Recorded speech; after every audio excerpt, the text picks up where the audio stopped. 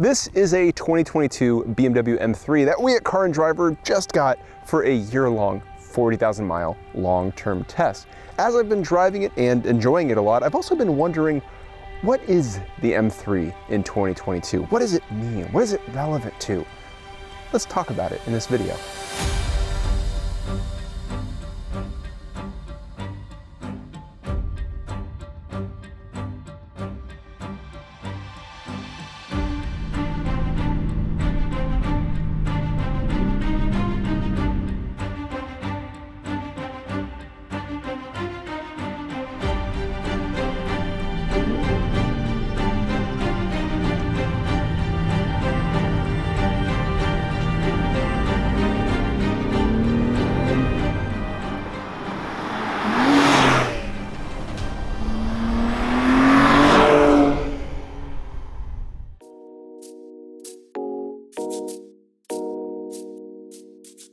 First, we have to look back.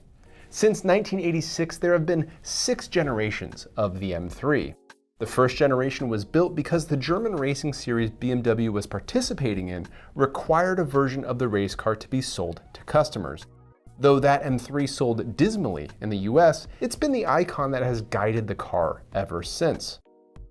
Each of the following generations worked to bridge the gap between the luxury expectations your typical shopper may have had for a BMW with the sporty driving characteristics that purists wanted. Like basically all other cars, that's why you end up with larger exteriors and more weight and more power and so on. For the M3 specifically, it meant convertible models, automatic transmissions, special editions, and on and on. And that brings us to today's M3 and its lineup. Now this is the base M3, and you can tell it because it has the smaller diameter wheels and lots of tire sidewall, and I think that looks better, but getting aside myself. This one's available with an automatic or a manual. This one's got the 6-speed manual, and it has a mere 473 horsepower. But then there's the competition, which is automatic only, but has 503 horsepower and other cooling upgrades. Then there's the competition xDrive, which is the same, but has all-wheel drive now.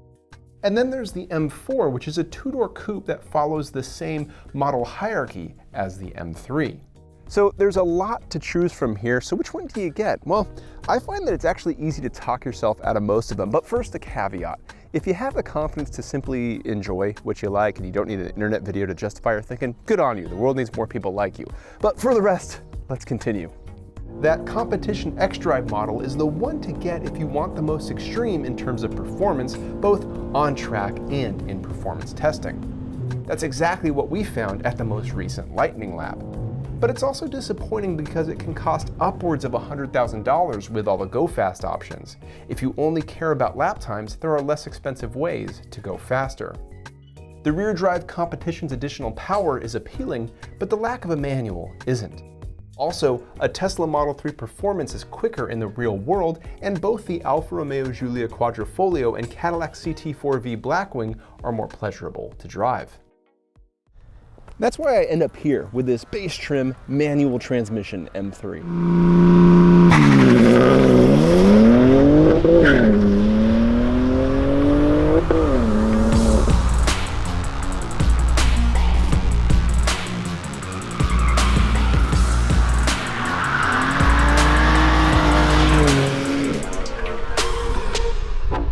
And that's a good thing.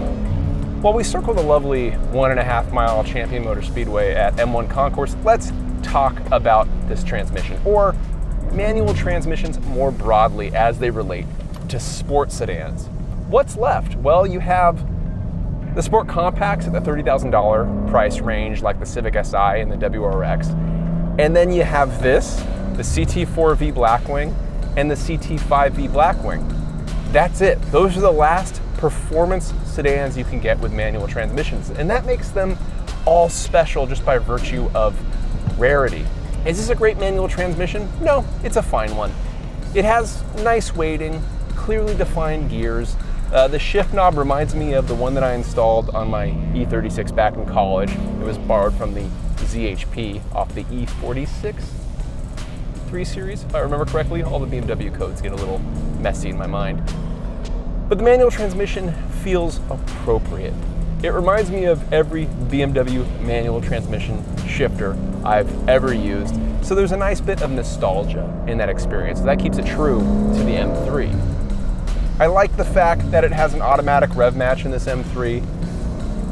You can disable it if you want, you don't need it, but I really enjoy it, and it seems to work well enough for the sporty driving we're working right now. I especially like it around town.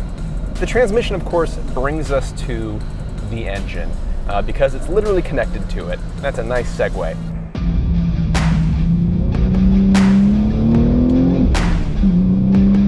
Now, M3s have had basically all manner of engines, starting with a 4-cylinder in the first generation. There's the V8 that was in the generation that started in 2007, and that engine was a sweetheart. I adored that engine. High revving, plenty of power, sounded great. Now we have a twin-turbo straight 6, and yeah, it doesn't sound as good as that V8 does, but it packs a mid-range punch that I'm okay living with because it feels really nice around town. This is a brawny, powerful engine that when you really get into the boost around that 3,000 RPM engine speed mark, it's very satisfying to experience. And that's what's kind of nice getting back to this manual transmission is changing that gear, reapplying the power, and feeling that thrust send you forward. Now, of course, that makes it slower than the other versions of the M3. When we tested both, the base M3 was roughly half a second slower to 60 versus the rear drive competition. But notably, in our rolling start 5 to 60 test, the difference between the base M3 and the rear drive competition M3 is 1/10 of a second, or invisible in the real world.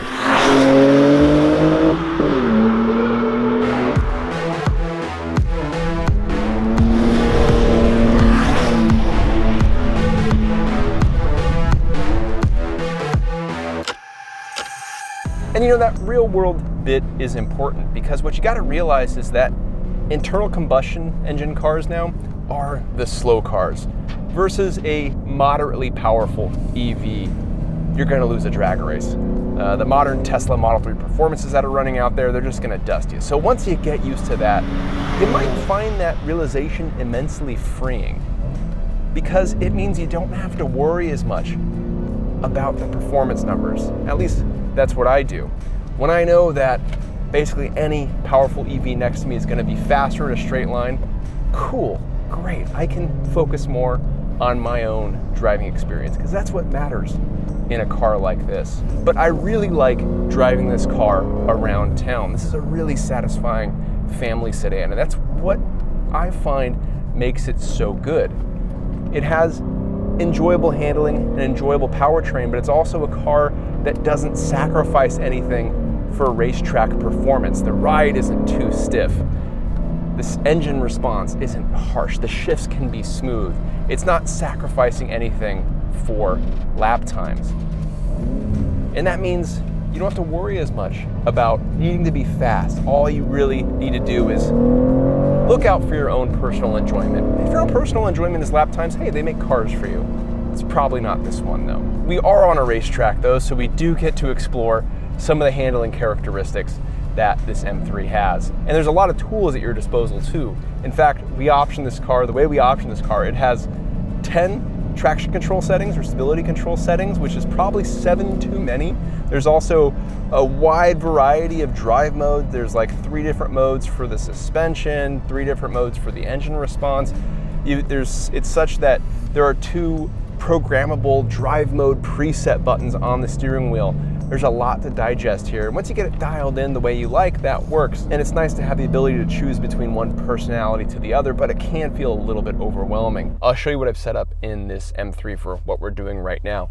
You can see on this display here, I've set the engine response at Sport Plus so that gas pedal will be super responsive. The suspension is at Comfort because I don't really need to feel every nook and cranny of the road through the wheels and tires here. The steering is also at Comfort because I don't require the additional steering effort that sometimes the Sport and Sport Plus settings will give you.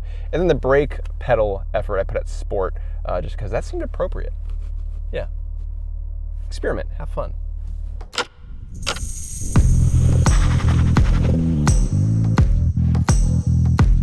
Let's talk about the handling and the suspension. The steering to us is a little too quick and hyperactive at low speeds, but it does get better the faster it goes. I can be precise enough with it to put the car where I want at this M1 track here. And the suspension is also nicely tuned in a way where it's firm but not overly stiff on the, let's say, poor road quality we have here in Michigan. But it does give me a lot of the control and response that I'm looking for on this track. And again, we're not seeking lap times here, we're just driving for pleasure. And there's enough in this chassis to feel rewarding and feel responsive. Yeah, I quite like how this thing drives.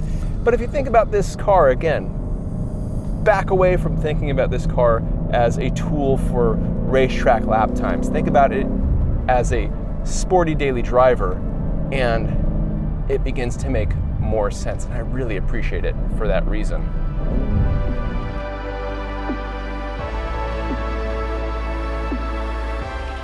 What can we say about the state of today's M3? Well, my favorite version is this one, the simplest one. Now, it doesn't make the best performance numbers, but those are things I'm not concerned about when I'm driving. Nor does it make the fastest lap times, but again, I'm not interested in buying a family sedan for track use. If that's your preference, they make a version that does that, just be prepared to pay, and you can't get it with the manual. With this M3, it rewards what I look forward to most, and that's simply interacting with the machine while I drive it. And I quite like this one because of that reason. And with the manual, this M3 belongs to a class of new car that's quickly becoming rare. When you think about it in that mindset, the smoke 'em if you got 'em context, that makes this car nearly a miracle.